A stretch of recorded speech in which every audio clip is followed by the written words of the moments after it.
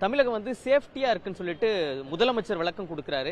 அதே நேரத்தில் இந்த வருண்குமார் ஐபிஎஸ் உங்களை சம்பந்தமா மன்னிப்பு கேட்டீங்க அப்படி இப்படின்னு அவர் ஒரு விளக்கம் கொடுக்குறாரு. அது எப்படி? அது ஒரு நான் நகைச்சுவையா பார்க்குறேன்.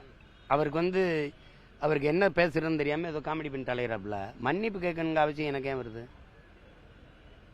அவர் தான் எல்லா காவல்துறை உயர் அதிகாரிகள் மூலமும் சில பத்திரிகையாளர்கள் மூலமும் அவருடைய நண்பர்களையும் அனுப்பி எனக்கும் அவர் அண்ணனுக்கு இருக்கிற மோதலை கொஞ்சம் முற்று வச்சு விடுங்க, பேசி விடுங்க.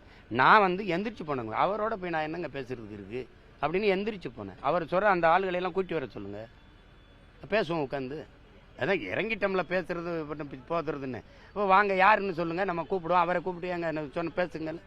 சும்மா போற போக்கில் சொல்லிட்டு போகணும். எதுக்கு உனக்கு மன்னிப்புக்கு? நீ யார் முதல்ல? நான் எதுக்கு உன்ட்ட மன்னிப்பு கேட்கணும் சொல்லுங்க? யாரு நீங்க? சும்மா எதையாவது அவர் பேசிட்டு போகல. அவர் என்ன அப்படி எதுக்கு? நான் என்ன தவறு பண்ணியிருக்கேன்? நான் அவர்கிட்ட மன்னிப்பு கேட்கணும்?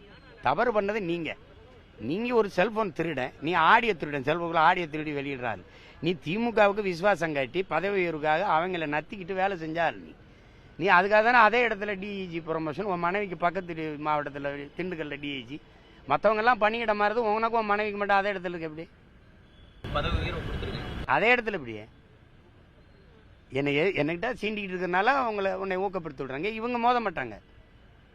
இப்போ சண்டையை எனக்கு அவர் ஒரு ஆளு, நான் அவரோட மோதணுமா சொல்லுங்க? இவரை என்னை ஏற்று போய் நான் வேலை செய்யறது கட்சி ஆரம்பிச்சிருக்கேன்னா?